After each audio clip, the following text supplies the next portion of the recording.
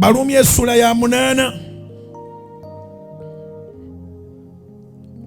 okuva ku lunyiriri olwa 31 okutuuka ku lunyiriri olwa 37.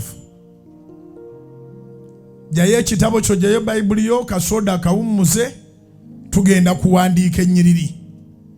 Kale tunaayogera tutya ku ebyo? Katonda bw'abeera ku luuyi lwaffe, oba Katonda bw'abeera ku lwaffe, omulabe waffe ani? Ataagaana mwana we ye, naye n'amuwaayo ku lwaffe ffenna, era talitugabira ebintu byonna wamu naye? Ekibuuzo ekyo kikulu. Nyiri ezo nsaba zikuyingire mu mutwe. Katonda bw'abeera ku ludda lwo, omulabe wo ani?